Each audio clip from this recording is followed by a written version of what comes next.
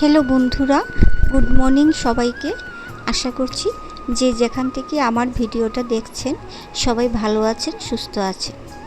এখন সকাল 5:30 বাজে। আমি ঘুম থেকে উঠে গেলাম, কারণ অফিসে যেতে হবে বন্ধুরা। তাই সময়ের মধ্যে কাজগুলি আমাকে কমপ্লিট করতে হবে। তাই সকালে প্রথমে উঠেই আমি কর দর্শন করলাম, মানে হাতের তালুর মধ্যে দর্শন করলাম, হাতের তালু। আর এর মধ্যে একটি মন্ত্র আছে, সেই মন্ত্রটাই আমি পাঠ করলাম 3 বার। এরকম করলে নাকি দিনটা ভালো যায় আর আপনি সংসারেরও অনেকটা মঙ্গল হয়। আমাদের মেয়েদের জীবন তো জানেন, নিজের থেকে অপরের জন্যই আমরা বেশি বাঁচি। তাই নিজের সংসারকে আমরা ভীষণই ভালোবাসি। তাই নিজের সংসারের মঙ্গলের জন্য আমরা সব কিছুই করতে পারি। তাই আমি টুকটাক নিয়মগুলি আমি মেনে চলি, যাতে আমার সংসারের মঙ্গল হয়।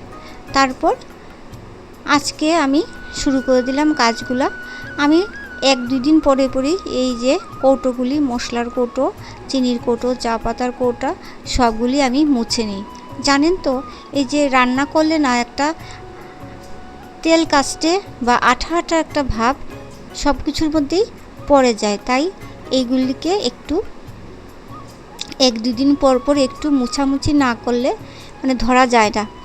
তারপর এই যে আমার ইন্ডাকশনটাকেও একটু ভালো করে মুছে রাখলাম।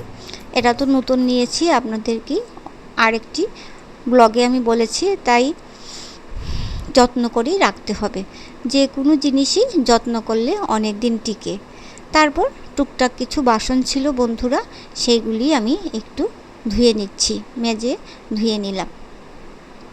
কারণ এক হাতের কাজ তো সব কিছুই একাই করতে হয়। তারপর যাই হোক, বাসনগুলি এক এক করে ধুয়ে নিলাম। তারপর আর কি করব মানে সেটাই ভাবছি। তারপর চলে গেলাম, এই যে সবগুলি আমার মোটামুটি ধোয়া হয়ে গেছে। এখন ভাবছি যে চা করে নেব। আর এদিকে দেখুন যে আমার একটা পাতাবাহার গাছ আমি অফিস থেকে নিয়ে এসেছিলাম, সেটাকে একটু জলটা পাল্টে একটু পাতাটাকে একটু ধুয়ে সুন্দর করে রেখে দিলাম। তারপর চা করব তো ভেবেছিলাম, আগে ভাবছি না, আগে আমার রুটিন যা, আমি প্রতিদিন সকালে উঠি এই 2 গ্লাস জল, গরম জল আমি খাই। আর জানেন তো বন্ধুরা, এই জলটা আপনারাও খেতে পারেন, ভীষণ উপকার হয়। আর জলটা একটানে খাবেন না, অল্প অল্প করেই খেতে হয়। তারপর এবার অনলাইনে অর্ডার দিয়েছিলাম এই যে ধূপকাঠির মতো, ধূপকাঠি না, এটাকে কি বলে আমি ঠিক জানি না। এগুলি আমি দেখেছিলাম আরও অনেক দিদিদের ব্লগে, মানে আমার ভীষণ ভালো লেগেছে, তাই আমি ওটা অর্ডার দিয়েছি। আর রান্নাঘর জানেন তো মা অন্নপূর্ণার বাস। তাই সকালে আমি সবসময় এই সকালে বাসি কাপড় ছেড়ে তারপর রান্নাঘরে আসি।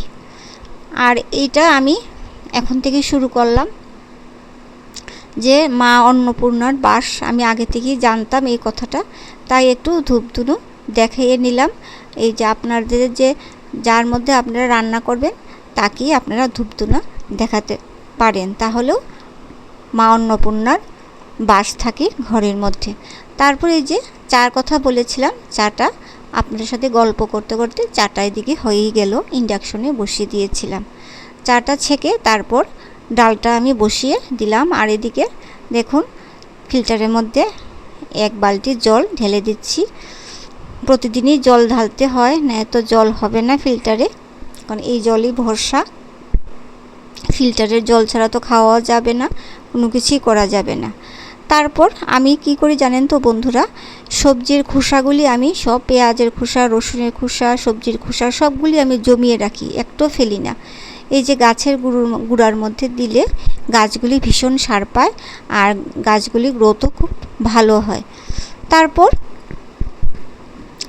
এই যে ছাদ বাগানে আমার টুকটাক কিছু গাছ আছে, ফুল গাছ আছে, ওইগুলির মধ্যেই একটু জল দিয়ে দিচ্ছি। এখন বেশি জল দিতে হয় না, কারণ বৃষ্টি তো হয়, কিন্তু আজকে 2-1 দিন ধরে আবার আমাদের এখানে বৃষ্টি হচ্ছে না, ভীষণ গরম পড়েছে। তাই গাছগুলি কেমন হয়ে যাচ্ছে, তাই আজকে একটু জল দিয়েছি। এদিকে দেখুন আমাদের জ্যাক বাপু, আমি যেদিকে যাব সেও সেখানেই যাবে। আর তারপর ঘরে আসলাম, এসে অফিসে পরা ড্রেসটা একটু আয়রন করে নিলাম, কারণ আয়রন না করলে একদিন পরলেই ড্রেসগুলি একদম কুচকানো হয়ে যায়। তাই এইগুলিকে একটু আয়রন করে পরলে দেখতেও ভীষণ ভালো লাগে, একটু ফিটফাট লাগে। কারণ অফিসে যেতে হলে একটু ফিটফাট হয়ে যেতে হয়, তাহলে মানসিকতাটাও আপনার ভালো থাকে আর কাজ করার মানসিকতাটাও ভালো থাকে। তারপর স্নান সেরে চলে আসলাম ঠাকুর ঘরে। ঠাকুরের ঘরে প্রদীপ ধূপকাঠি সব কিছুই আমি জ্বালিয়ে দিলাম।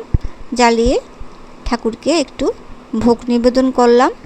ভোগ বলতে আমি বেশিরভাগ দিনই কিশমিশ দিয়ে দিই ঠাকুরকে। তারপর সব প্রদীপগুলি জ্বালিয়ে, এখানে একটা হচ্ছে ঘিয়ের প্রদীপ জ্বালাই আমি, আর একটা জ্বালিয়ে নিই সর্ষের তেলের প্রদীপ। তারপর ঠাকুরকে একটু আরতি করলাম আর পূজা করলাম। এইভাবেই আমার দিনের কাজগুলি আমি শেষ করি অফিসে যাওয়ার আগে। তাহলে বন্ধুরা, আর তো শেষে ঠাকুর পূজা সেরে খাওয়া দাওয়া সেরে আমি রেডি হয়ে নিলাম। তাহলে বন্ধুরা, জানেন তো আমার ভিডিওটি করতে আমার ভীষণ কষ্ট হয়। ঘরে বাইরে দুদিকেই আমার কাজ করতে হয়, তার মধ্যেও আমি ভিডিও করি, ভয়েস ওভার দেই, আপনাদের সামনে তুলে ধরি, কিন্তু আমি এতটা সাড়া পাচ্ছি না আপনাদের থেকে। তাই দয়া করে আমার চ্যানেলটাকে একটু সাবস্ক্রাইব করে দেবেন প্লিজ।